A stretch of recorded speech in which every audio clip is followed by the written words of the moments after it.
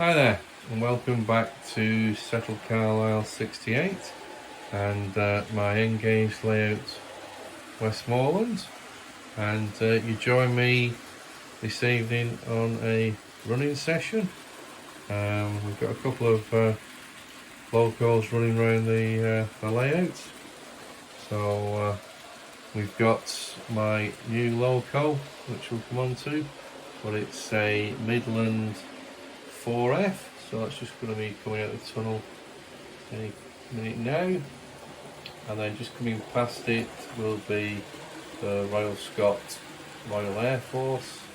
It's just going to the tunnel, and that's got a rake of 5 Stania maroon coaches on there. So I've just given them a good run this evening. So yeah, this is the November layout update, and with this update I'm going to go through obviously the layout, see what I've done since the last video. We've also got the 2 competitions results, so I'll be drawing those later at the end of the video, and we've also got a short running session with some sort of new camera angles, etc. So yeah, I'd just like to take the opportunity to thank my subscribers. So it continues to steadily rise. We're up to nearly 600. So as a sort of group, it keeps growing, which is great. And thank you very much for all the comments that you leave and the likes. It's really great to see the feedback that you like what you see on the channel, etc. So without further ado, let's move on to the layout update and see what I've been getting up to. Okay, so we're going to do an update on the layout. So nothing changed really at this side of the layout. Just got the black 5 there in the siding, waiting for the express passengers train to come through before it goes on its way. So as I said, this is much the same as the last video. Nothing gone on there. So we come to the quarry, and nothing much changed in the quarry itself, but you'll probably notice that the building itself is now completely grey. So I've basically fell out with the previous paint and weathering finish, which was quite rusty, and I think it almost looked like it was derelict. So I didn't quite want it that rusty. So I'm gonna do it again. So 1 step forward, 2 steps back with that, but I wasn't happy with it, so that's a job for the future. But more immediately is getting the tunnel top scenics completed. So you remember, or maybe remember from the previous scenics video for the tunnel top, I'd done the barn but was in and ahhing what to do with the base. So I've now put this plaster base down. So this is a textured plaster, and all the techniques for this and the videos will follow in a week or 2's time, and you'll be able to see exactly how I did this and more on the scenics for this tunnel top. So as you can see, I've created sort of a track within the plaster that runs all the way down the hill and over this bridge. As you see the Land Rover there just following what will be a muddy track. And this textured plaster is really good. I'm not sure how much I'll keep and remain showing once we get fully into the scenics, but I'm pleased with how it's turned out. So I did do the cutout for the stream or the beck, and then we coated that with plaster. But as I say, you'll see that in the up and coming video. The one dilemma I've got at the moment really is what to do with where this sort of beck ends. You see some of these that sort of disappear into the hillside, and the idea was that it would reappear here and then run down sort of under the viaduct. I don't know whether that's going to look quite right, but we'll see when it's finished. But I'm going to allow for it to sort of run through maybe a hole in the wall,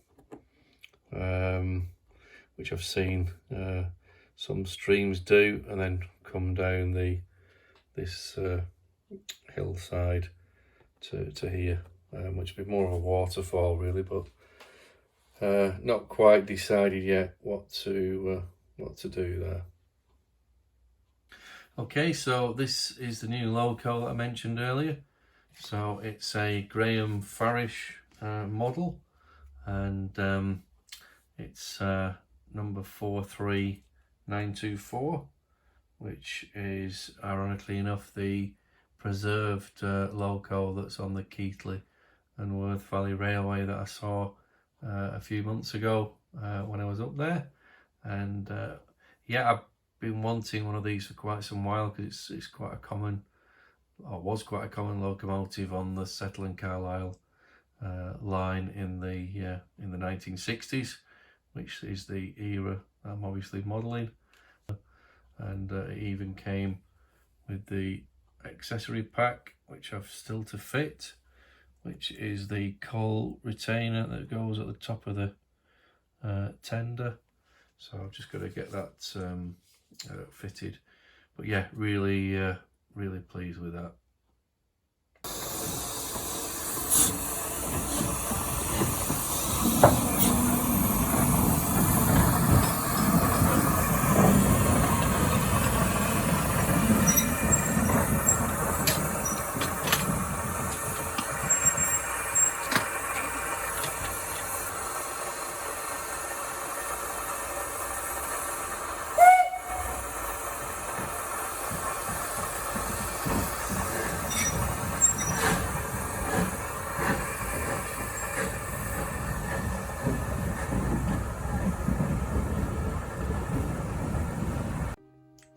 So the other new purchase is the wagon that you see there, the Express Dairy Company English Eggs wagon.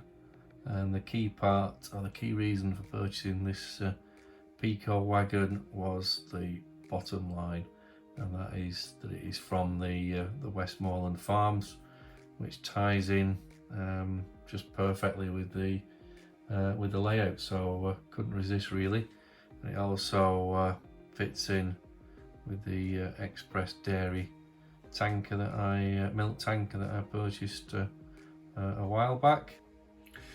Okay, so I just thought I'd share with you, which I like to do, the view from the front of the layout, which is a view that I really base all of the scenics on from where I sort of sit. So that's tunnel top as is coming along, and then we swing round from the tunnel itself into the rock face area with the seafoam trees, which I've yet to finish off. I'm probably going to do all the trees together in a multitude of batches of different colours and shades, and then populate the layout with the trees. Quite a time consuming process manufacturing trees. And then we continue to swing round, so we pass the derelict house on the farm and the fields. As I said, that's the only area that I wanted sort of visible, where you can just catch a glimpse of the trains passing by. And then onto the farm, which you all know well now. And then we continue to swing round, and then really this is sort of the new view that I've got now, looking into the engine shed area, I guess, which you'll gather from seeing the engine shed and that building, that small building there in the cutout, that I'm going ahead with the engine shed. And then I've also added this woodland next to the farm. So again, those trees want to be finished off. and then we swing round further into the engine shed area and the goods yard, and then finally into the station area. So we'll just have a close up and go and see what we've done over at the far side with the engine shed. Okay, so from the last video, the question was posed as what to do with this area, whether to add an engine shed or just have it as a couple of goods yard sidings. So as you can see, I've pretty much made the decision to go with the engine shed. So this is the innards of the Metcalfe engine shed kit, just to give you an indication of how it would actually look. So it's just propped up on a loco at the moment, and then this building here in the cutting is the small workshop building that accompanies the engine shed in the kit. And then hopefully you'll see from the photograph what it should look like when those kits are built. And then the idea here is to line these with 1mm Craig card, and then stick to that the Plasticard brickwork or stonework, which is the same as I've used here, and then paint that up. And I think it'll add a nice feature rather than just having the embankment. So yeah, that'll be something to work on in the future. And as you'll see, the big ugly water tower has reared its head again. So if you recall a few videos back, I had this water tower over here in this area, and it was already elevated up on this sort of ledge, and it just didn't look right. So I sort of did away with it and purchased a smaller water tower, but I think it actually looks the part now there. So I think that'll be staying. I think by the time we get some vegetation and maybe some trees around it, it will help also break up the size. But we typically have these larger water towers, as you well know, on largest loco depots. So I think that's gonna stay. I've also added in this additional point because I thought it'd be nice to have a lane or a line down the side of the loco shed to act as a sort of maintenance area as well, or a refueling area. So the idea is, if there's room to have sort of maybe a coaling tower here, or the tall coaling towers, or I may even just have a I've seen them like a steam powered loading coal loading digger, I think is the best word for them, where they literally drive up and with the scoop load up the loco with coal, which leads me onto this area. As you can plainly see, I've cut this track back, so it has reduced the length of the main goods yard line. And the idea here is to put the coal staves for the coal merchants here. So just to finish off in this area of the goods shed, I've got another couple of purchases that I've made over the last few weeks. We've got the Scammell mechanical horse with the trailer, and these are typically in the BR yards of the sort of 60s for moving around goods and so on.